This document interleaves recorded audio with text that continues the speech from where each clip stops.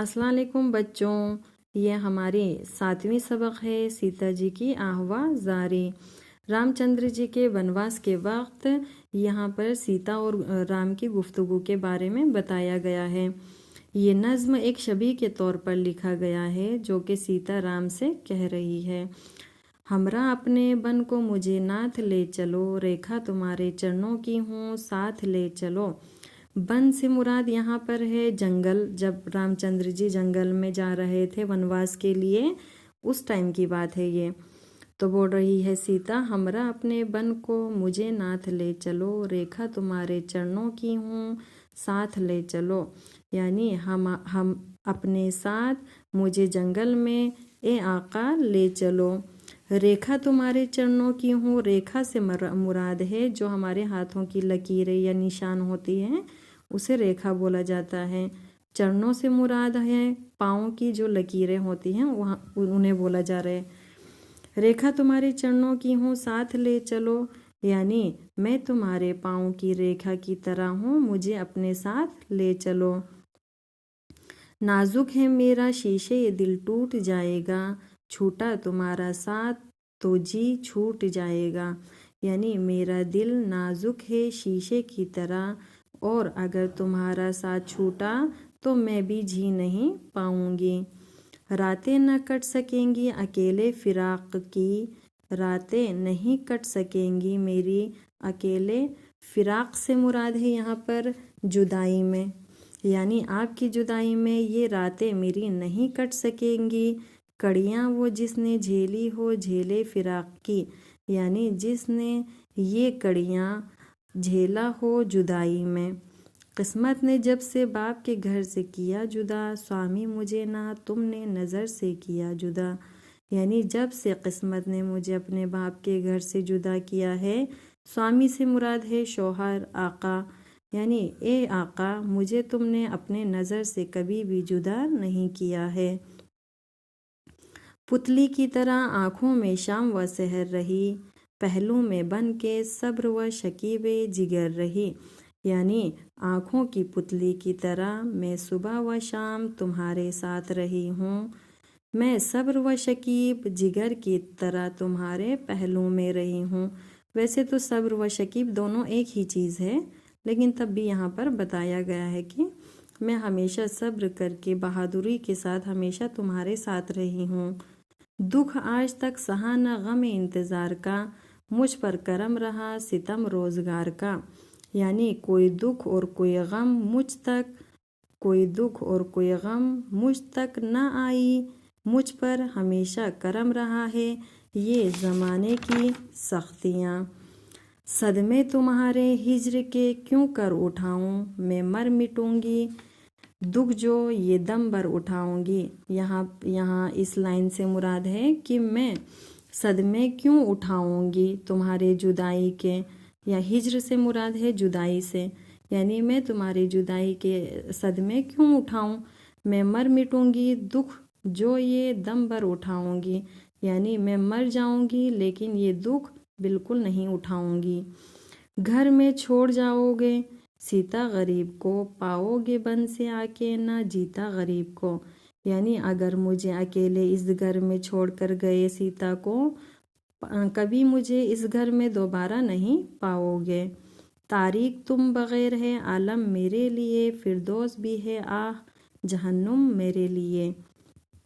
تاریک سے مراد ہے اندھیرا، عالم سے مراد ہے یہ دنیا، تاریک یعنی اندھیرا تمہارے بغیر ہے یہ دنیا میرے لیے۔ فردوس سے مراد ہے جنت، جہنم کا مراد ہے جہنم۔ فردوس بھی ہے آہ یعنی جہنم بھی ہے آہ میرے لیے، جنت بھی ہے آہ میرے لیے جہنم کی طرح۔ صحرا مجھے چمن ہے رفاقت میں آپ کی، دنیا کے سارے عیش ہیں خدمت میں آپ کی۔ صحرا سے مطلب ہے جہاں پر بنجر زمین ہوتا ہے، بیابان ہوتا ہے، اسے بولا جاتا ہے۔ اور چمن سے مراد ہوتا ہے ہری بھری جگہ، اچھی سی جگہ ہوتی ہے جو ہریالی ہوتا ہے، اسے چمن بولا جاتا ہے، یعنی وہ بیابان بھی مجھے ہرا بھرا لگنے لگے گا اگر میں آپ کے ساتھ رہوں گی۔ دنیا کے سارے عیش ہیں خدمت میں آپ کی، میں ایسا سوچوں گی کہ دنیا کی سارے عیش مجھے مل رہا ہے آپ کی خدمت میں رہ کر۔ یوں ہر تمہارے ساتھ پھروں گی میں بن میں خوش، بھنورا کلی کلی پہ ہو جیسے چمن میں خوش۔ ہر سے مراد ہے خود، یعنی شوہر کو بولا جا رہا ہے، آقا شوہر، یعنی میں تمہارے ساتھ پھروں گی بن میں خوش۔ بن سے مراد میں نے آپ لوگوں کو پہلے بھی کہا تھا کہ جنگل ہے، یعنی اس جنگل میں بھی میں آپ کے ساتھ خوش رہوں گی۔ بھنورا کلی کلی پہ ہو جیسے چمن میں خوش۔ بھنورا سے مراد ہے جب پھولوں پر کوئی چیز آتے ہیں نا، بھنورے آتے ہیں، اسے اس کا رس پینے کے لیے، پھولوں کا رس پینے کے لیے اسے بولا جا رہا ہے۔ بھنورا کلی کلی پہ ہو جیسے چمن میں خوش کا مطلب ہے کہ بھنورا جب پھولوں کے اوپر بیٹھ کر وہ رس پیتا ہے تو کتنا خوش ہوتا ہے، اسی طرح سے میں بھی آپ کے ساتھ رہ کر اس جنگل میں بھی خوش رہوں گی۔ پیتامبر سمجھ کے درختوں کی چھال کو آراستہ کروں گی قد نو نہال کو، یعنی پیتامبر سے مراد ہے ریشم کے کپڑے۔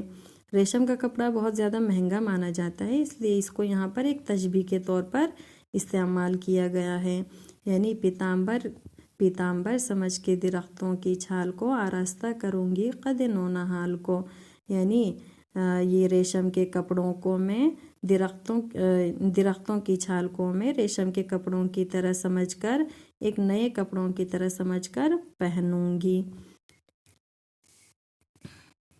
سوامی جو تم ہو ساتھ تو کیسا علم کدا، کھسپوش جھونپڑا مجھے ہوگا صنم کدا، یعنی اے آقا، اے شوہر، جو تم ہو ساتھ میرے تو کیسا علم کدا، علم کدا کا مطلب ہے کیسا غم مجھے۔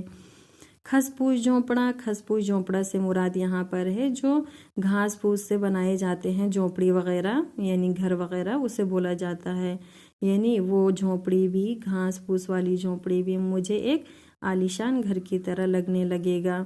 سبزہ بنا کے لائے گا بستر میرے لیے، جھولا جھلانے آئے گی سر میرے لیے، یعنی سبزہ میرے لیے بستر بنا کے لائیں گے، اور جھولا جھلانے آئے گی کون؟ یہ جو تیز ہوا چلتی ہے وہ میرے لیے جھولا جھلانے آئے گی۔ صورت تمہاری دیکھ کے غم بھول جاؤں گی، صحرا کے سارے رنج و علم بھول جاؤں گی، یعنی تمہاری صورت دیکھ دیکھ کر میں سارے غم بھول جاؤں گی دنیا کے، اور یہ صحرا کے سارے رنج اور علم میں بھول جاؤں گی۔ یہ لکھا ہے سرور جہان آبادی نے، اور اس کے الفاظ معنی ہے یہاں پر آپ لوگوں کو دیا گیا ہے ناتھ ریکھا چرن سوامی، تو یہ الفاظ معنی کے لیے میں آپ لوگوں کو خود الگ سے لکھ کر بتاؤں گی۔ والسلام علیکم ورحمۃ اللہ وبرکاتہ۔